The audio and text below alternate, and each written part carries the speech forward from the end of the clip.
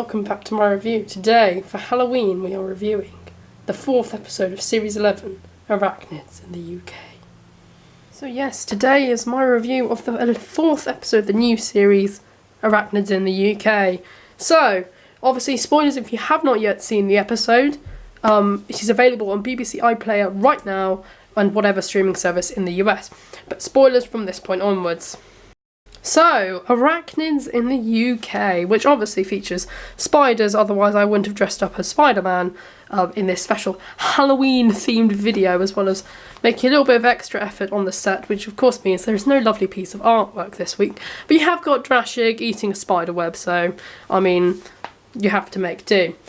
So first of all, the episode itself is written by Chris Chibnall, and so far for the series this has been the kiss of death, because Chris Chibnall, in my opinion, hasn't been a good Doctor Who writer of the series so far.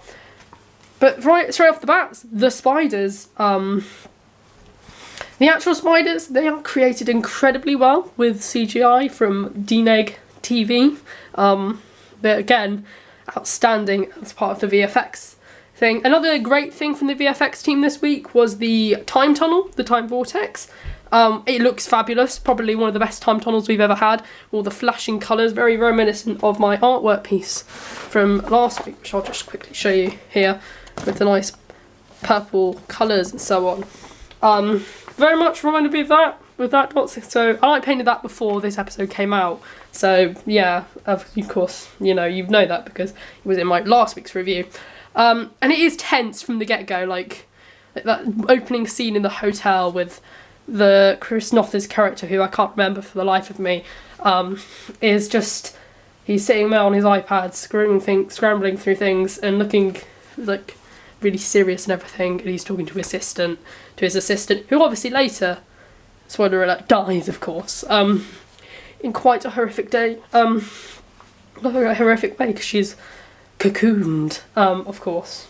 Chris Noth performs brilliantly. It's great that they got such a high caliber actor to appear in Doctor Who. He's obviously appeared in many different American TV shows, none of which I've watched, but I know he was in Sex and the City, so if you've watched that, he's in that apparently. He's also apparently in Law and Order, so yeah, you might know him from that. His performance is great. He's really stern. He's like, really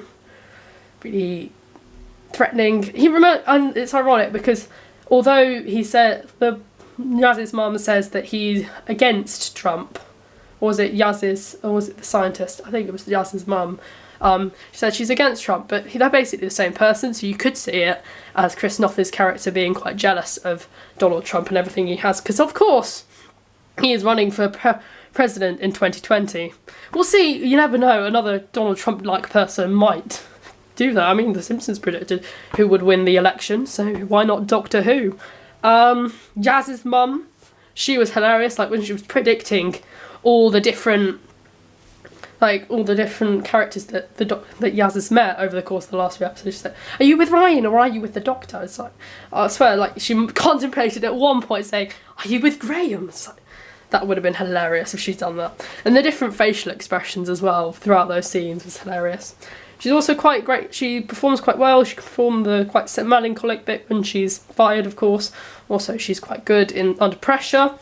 The scientist girl was a bit forgettable and a bland character. She felt a bit unnecessary to the story and just there to build up the numbers, which makes an already overcrowded TARDIS team makes the episode itself even more overcrowded because there's a bigger guest cast as well. Which doesn't work in the kind of claustrophobic environment they were going for, by basically enclosing most of the story within the hotel, which worked quite well. It just felt like it was too overcrowded, there were too many people, and the scientist girl sort of slips away, along with Yaz's mum kind of, which is a shame. I'm kind of expecting Yaz's mum to come back though, in future episodes probably, if they return to Earth. I think they are in present day. Towards the finale, I think we saw some filming pictures of like a laboratory. So who knows, maybe Tanya Fair's character, who's the scientist girl, may also return, who knows. Yaz finally shows her true colours, but still yet again feels sidelined. Mandip Gill is doing very well with what she's got, although it is not very much. As even an episode centred on her family, I can remember more things about her family than I can remember what she did in this episode. And they really need to work on that, because otherwise, again, Yaz is just going to become like Nissa, someone who's just there because of the sake of it. But yeah, Yaz is a great character and she gets more to do in this episode. Ryan does well, again, with very little to do. The companions also feel quite sidelined. It's basically, it feels like it's just an episode between the Doctor and Chris Noth's character, as well as the spiders, as well as some amazing scenes from Graham, which kind of, the emotion Bradley Walsh can portray is fantastic. Absolutely fantastic. When he's in his flat all alone with the ghost of Grace, which might not be a ghost. Personally, I have experiences in television, where most notably in Grey's Anatomy, where where the character Izzy Stevens sees her dead fiance. They didn't become married in the end, before she herself died, and she had Mets on her brain, and we don't know what kind of cancer Graham had, but if he's brain cancer, then that's probably a sign that he's probably doomed, because that can be a symptom of brain cancer, or different brain diseases, brain abnormalities, stuff like that. That can be a symptom, seeing like hallucinations. And of course, who else would you envision but someone who represents death to you, which was something that very much came through in that episode of Grey's Anatomy, because Denny Duquette very much represents death for Izzy Stevens. In this episode, the Doctor herself actually feels, for the first time, she's getting on my nerves a bit, actually. I think it was at this point, when I rewatched Doctor Who, that I found Matt Smith quite annoying too. Like, she's portrayed the David Tennant in very early, sort of a mix of David Tennant and Matt Smith. This feels very concentrated on Matt Smith this episode, rather than just a mix of the two. Really, Jodie should be starting to create her own identity by this point, and she's not really doing that. She's just feeling like she's a copy of all her predecessors from New Who. There isn't really much of Chris Eccleston, although that bit where Yaz asks her for tea, if it was the Ninth Doctor, he would have just said, right, no, I'm not having tea with you. He was just, I remember it was in episode 5 of series 1, which is the episode afterwards, which is World War III, and Euros asked him if he wanted to come over to a house for tea, and he declined very strongly. I do have to say, the spiders were genuinely terrifying, and they did have me hiding behind my hoodie/blanket. I had a blanket and a hoodie, and sometimes I would just put my hood up and like hide underneath it, and then there were points when I would also just hide under the blanket when the spiders were I find that the way spiders crawl around, like that, the way they crawl around, kind of freaks me out. You think I'd be okay with spiders, given the fact that I own a Spider-Man costume, and given the fact that Spider-Man is actually one of my favourite Avengers, Marvel characters as well, and I still can't watch the scene where he gets bitten in the first Spider-Man movie. I don't know, and I can't watch the scene where Andrew Garfield, Spider-Man, getting submerged in spiders, which is what makes Spider-Man Homecoming probably my favourite Spider-Man movie, because there isn't a spider scene like that. But the way spiders crawl around is the one that gets me. So even if there are just spiders just crawling all over the floor, that will get me behind my cushion. And the most ridiculous thing is when Stormzy's music, I don't even really know who Stormzy is, and I'm a teenager, so God knows what it did for people who've been watching the show since, since 1963. I mean, I don't know who Stormzy is really. I know he creates music. I don't know if he did gaming. I really don't know. So yeah, it's the song. It was very irritating, and I think, I've noticed that the Doctor Who is currently trying to go for more trendy music. I've noticed when I watched Impossible Planet and the Satan Pit, there's a track of music, which is some kind of classical music. I can't remember what it's called. They're called the transition music. Your chosen transition music was yada yada yada, I can't remember what it was. I noticed they did that in the Russell T Davies era, and it's very obvious from the fact that Chris Chibnall is focusing on the family aspect of the show, that's something of the Russell T Davies era. It kind of bugs me that if he is going to, he's sort of modifying it to make it sort of worse, because I don't like the aspect of the modern music, particularly when you go for the age range that it is. I've noticed that a lot of people in my school did tune in for a week one. I had loads of people asking me, oh, did you see Doctor Who, did you like it? A couple more of them tuned in the following week, and I've noticed week by week they're dropping like flies, particularly into week 3. Well, I went on school holiday by that point, but I had no one asking me about Arachnids in the UK if I'd seen it, apart from one girl in my maths class and Rio. Sorry, Rio. I said your name on my YouTube channel. I'm sorry. Well, shout out to Rio, because I'll try and make this sound positive. But yes, Rio. He said he watched half of it and thought it was so cringy, and it is cringy. He watched it when the spiders were all crawling with the Stormzy music, and later on, which is a thing that I'm going to get to in a minute, with the giant spider's death, which we'll get to in a minute.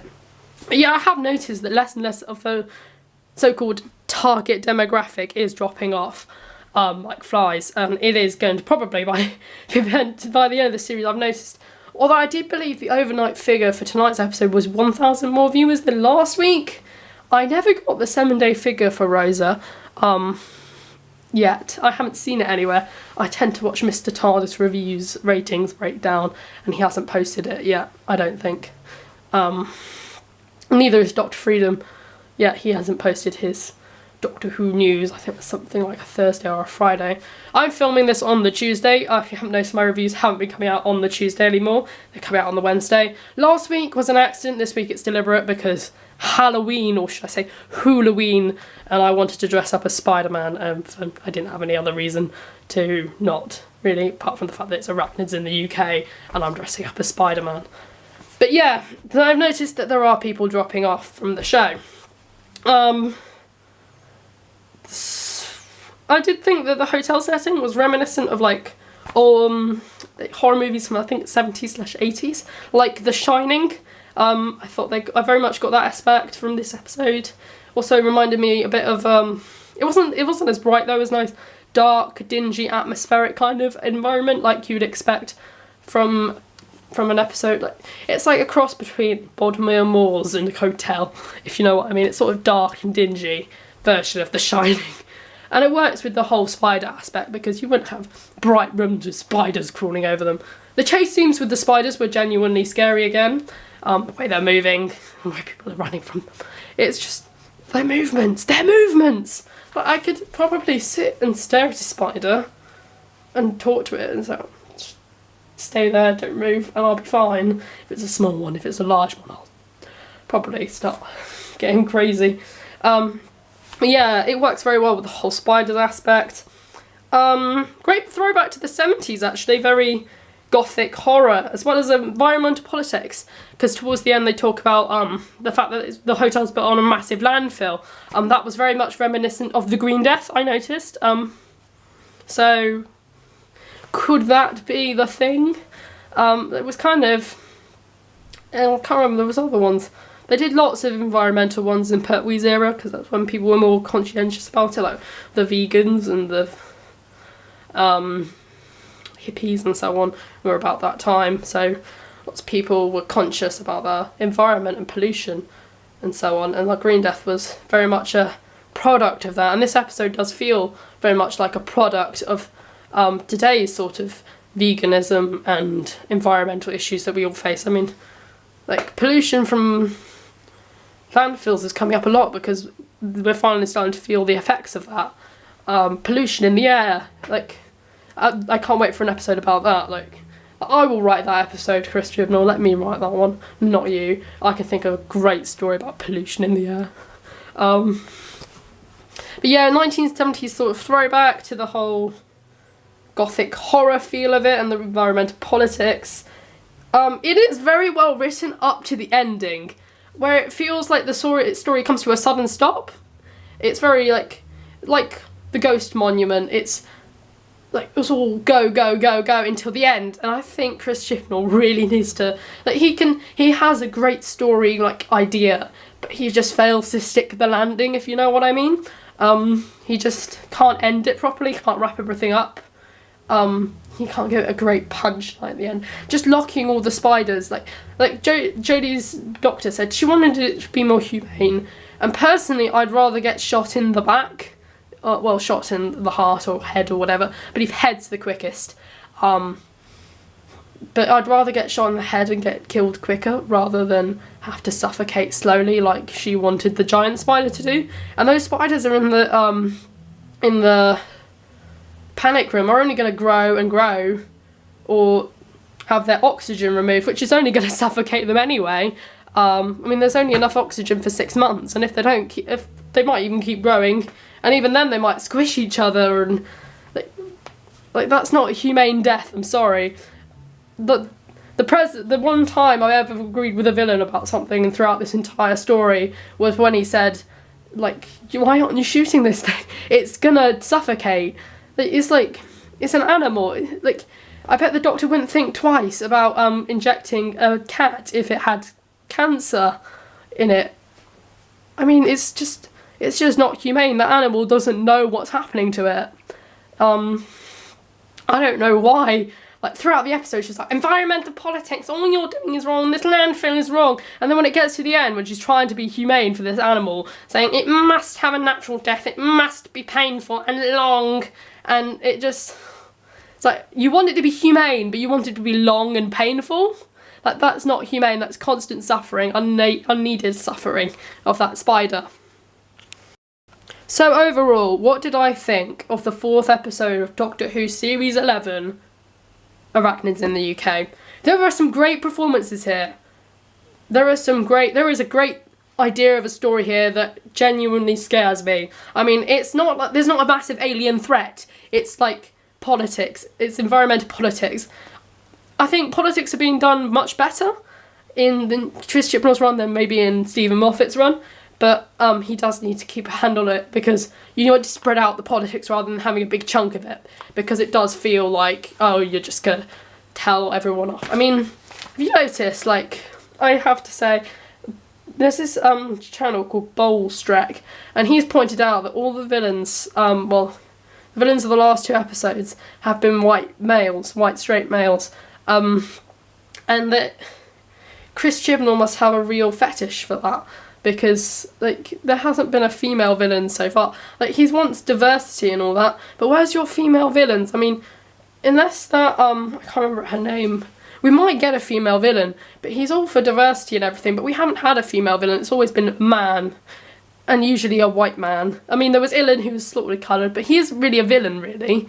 He's just, I mean, would you call Mary Berry a villain, or Paul Hollywood a villain of the Great British Bake Off? It's like, or for goodness sake, Bradley Walsh, the villain of The Chase. Would you call them the villain? I mean, they all chose to go on that expedition, and in the end, he sees the light. He lets both of them go, and the Doctor and her friends hop in the TARDIS at the end of the story. And then the Stenza is an alien race, so you can't really judge him for that. But we haven't had a female villain. I think if he really wants to push diversity, we need to have a female villain, and I don't think we are.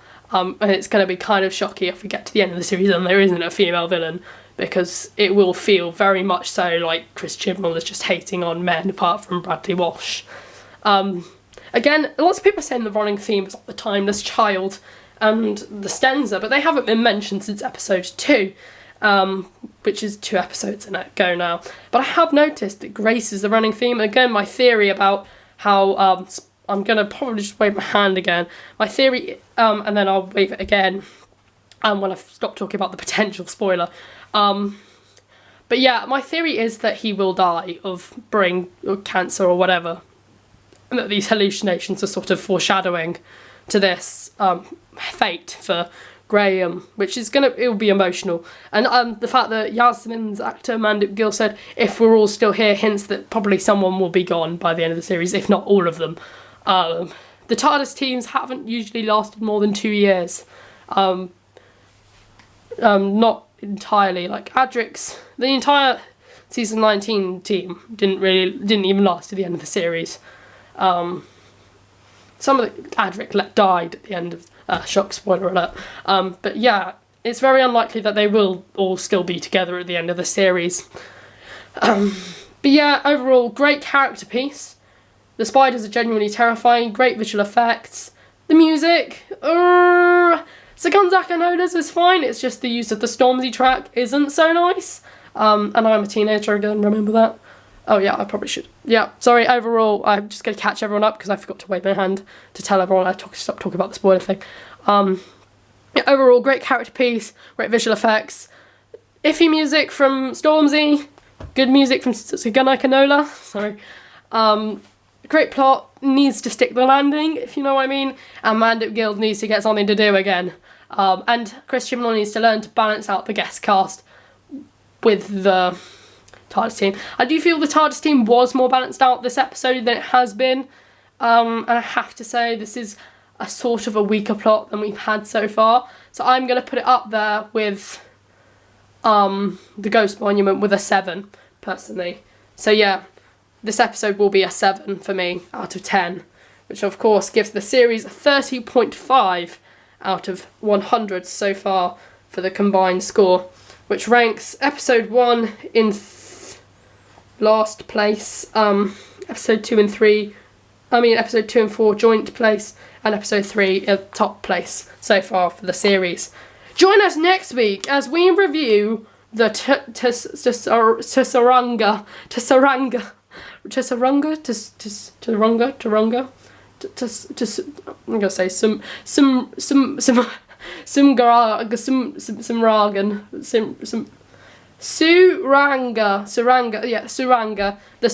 Conundrum, which will be on BBC One at 7 p.m. You can check out all the details about the episode on the Doctor Who official BBC website, and I presume there's an official BBC America Doctor Who website. I believe it's just Doctor Who BBC America, and you'll probably find it if you search Doctor Who BBC America. I mean, I've found it that way before. I know there is one.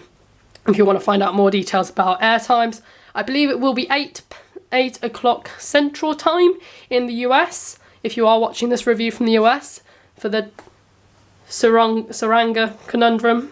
But yeah, hopefully next week's, I don't believe it's written by Chris Chibnall. Chris Chibnall really needs to take a break.